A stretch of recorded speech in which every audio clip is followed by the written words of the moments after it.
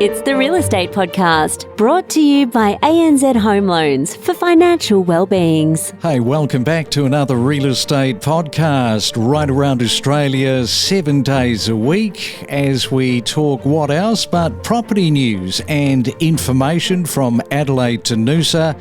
And you can stream us on multiple platforms, including Spotify and Amazon. Back after another busy weekend. Weekend's gone into a Monday, March the 24th. As we march on towards April, was the weekend a busy one looking at properties for you? A big number of auctions once again was held across the weekend. Or was this weekend the weekend that you decided to sell your property? Now, those conversations, they're happening all the time. And when you're preparing your property to take it to market, you try and foresee all the things that possibly could go wrong. Because the prime objective is to get as much money as possible. Just like Jerry Maguire, show me the money. And the less things that go wrong, the more money you'll end up in your pocket. And it doesn't matter how much that you prepare to sell your home, there are always things that can knock you off your perch and hijack the whole process of selling. So imagine if you had everything prepared and you're the most prepared person anyone can be, then the cyclone turns up. Not a great way to start the sales campaign. So let's catch up with somebody that this affected, and that is Channel 7 journalist Laura Dymock, who faced this problem. And good morning. Welcome to the Real Estate Breakfast, Laura. Instead of welcoming buyers into your home to try and sell it, you were securing your property as the wild weather swept into town. Yes, certainly wasn't expecting that. That wasn't on my bingo card for selling our home. I thought I'd just be battling the kids to keep the house tidy, but instead we had a cyclone to deal with. So that has certainly made for an interesting campaign. Now, you were lucky because where your property is, it didn't get affected by actually any of these floods. The 2011, 2022, you kind of dodged bullets, 3 times now? Yes. Well, we were certainly anxious when Cyclone Alfred was approaching. We were fine, luckily. But I am in a flood area in Brisbane's western suburbs, in a suburb called Jindalee, and we did experience flooding in 2011. I didn't own this home at the time, and the area also had a little bit of flooding in 2022 as well. So you always get nervous when there's a big weather event coming. You just never know what's going to happen. But our house is fine, still standing, no damage at all, but it has certainly, it's probably affected our ability to sell and certainly set us back maybe 1 or 2 weeks. What about the whole psychology, not only, I guess, from somebody that owns property where potentially you could get some effects of a flood, but also that whole psychology around buying in flooded areas, and also that at different times when the rain is falling, you're thinking, are we going to be affected here? You know, just the stress that follows. Yes, absolutely. And this is something people in southeast Queensland have experienced before. I won't be the first, I won't be the last.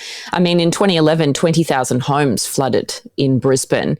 A lot of those homes are still being lived in. A lot of those homes would have been bought and sold since then. So people live in flood areas in southeast Queensland and in Brisbane. But what I've spent a lot of time thinking about in the last few weeks is how do you reassure buyers? How do you get them over the line to even come and look at your property in a flood area? Because there is obviously online mapping available which shows you what parts of the city are at a flood risk. And my house is in a medium flood risk, but my house never flooded.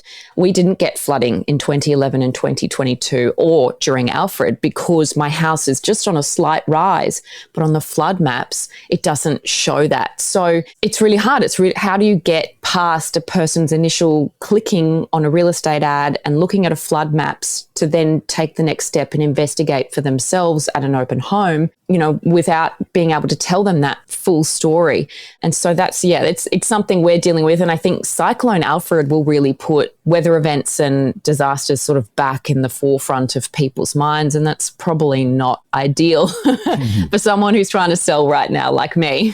What about the real estate company that you've engaged in to sell your property? How are they sort of tackling that whole question in terms of selling your property with regard to that map? Because it's not affecting you and sometimes that can feel a little bit unfair. Yeah, absolutely. They've been great and they know how to approach this.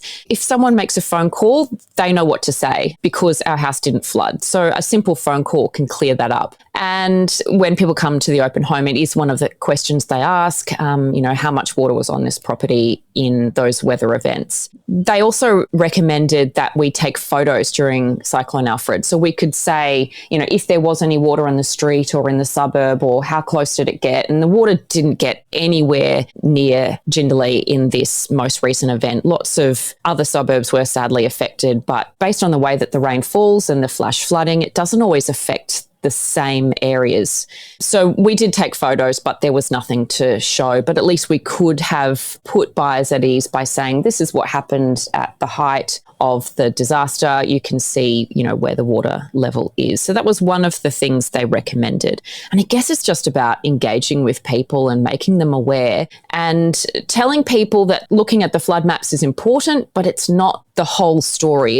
It doesn't give you all of the facts. And so it is worth investigating. If you're looking in an area that's affordable, and certainly in the area that I'm in is an up and coming area, there's lots of amenity here. It's got a lot going for it. If you're looking in the area, don't be completely turned off by looking at a house that may or may not have flooded without doing your own research yourself. Yeah, that's a really good idea in terms of documenting what actually happens during a flood. I think most people are just so concentrated on saving their properties or if the rain affected, and they probably don't think about it. But there's a lot of video content, so you might not have taken photos or shot any videos, but I can guarantee you your neighbours have.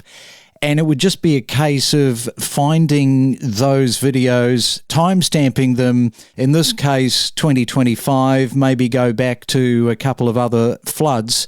Then you've got something to actually work with. So that's really, really good advice. Now, let's get to your property. We don't normally do this, but hey, you're selling your property. It hasn't sold yet. I was going to ask you about the outside barbecue area, the dining, al fresco, etc. What sort of a setup have you got?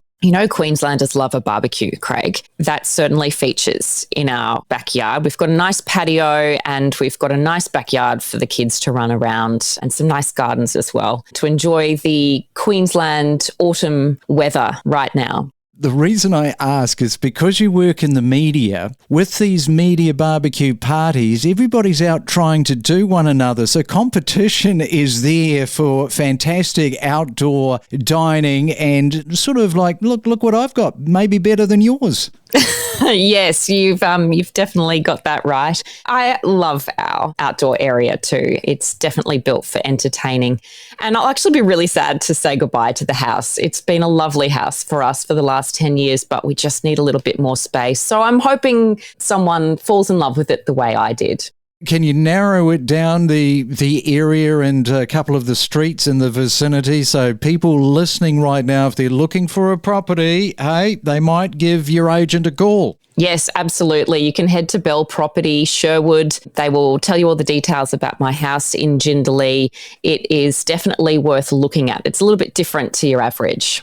You better tell the agent if a buyer comes through us, we'll be looking for a kickback fee.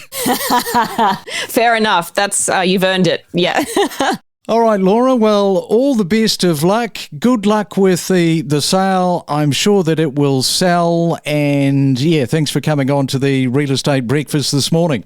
Thanks so much, Craig. Appreciate it. It's your weekday real estate breakfast with news, interviews and predictions every morning on the Real Estate Podcast. Now, you've said that people will go into a shared rental and sign up for, one of these 1 or 2 year leases with people that they don't even know. But when it comes to buying property with somebody that they do know, like a brother, a sister or a mate, they don't do it. So what's going on there in the mindset, do you think? I think we're so affected to think that property investment is out of reach. And so it doesn't even cross our mind. The idea, everyone thinks that they need to save a huge deposit. Everybody believes they need to do all of these factors. And so they don't do anything. Yet when they're looking for a house, rather than seeing what are the ways or the non-traditional ways to get into property ownership now, what's the soonest that I can get in, they'll rather jump in with a bunch of random people and live there. And everyone's had a roommate that they hated. Everyone's had someone who's horrible from that. So you might argue with your uncle, your brother, your cousin, your mate, but better off to be making money and putting yourself in a position of home ownership than just trying to rent a property. And why not? Why not look to multi-generational living? Why not look to multi-friendship aspects or find somebody? The government tried this in a small way a few years ago, but I think it's something, I really believe it's one of the only options for a lot of people now, because they are priced out of the market. And it's not that the market's not affordable, it's just that affordable range has shifted and it's never going to come down. Like you said, the affordability is up between 8 to 900,000, average price for a home. Remember to follow us on any of the podcast platforms so you never miss a real estate podcast. You can follow us on Apple, Spotify and Amazon. Know your property with us. The 2022 floods, I was a property manager on the ground at that time, and the pressure is quite substantial because you want to ensure that your owners feel, or your landlords feel, very, very safe and secure with you managing their home and overlooking it. Get ahead today, get into your first home, even if it's something you don't want in an area that you don't really want to live in, that you've got to commute from. Take something that's not as good as your dream for now, because what it will do then, it will allow you to snowball and build. You can pay $100,000 over for the place you're buying and then realise you have to sell for $100,000 less on your place, and there's a $200,000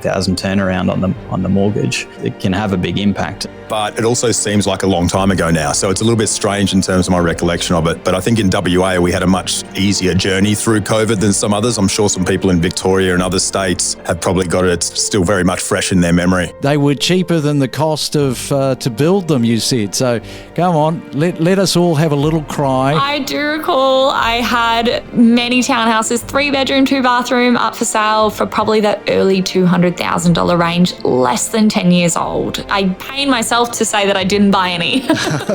We are just as addicted to property as you are. The Real Estate Podcast. We connect you to the best real estate information across Australia. The Real Estate Podcast.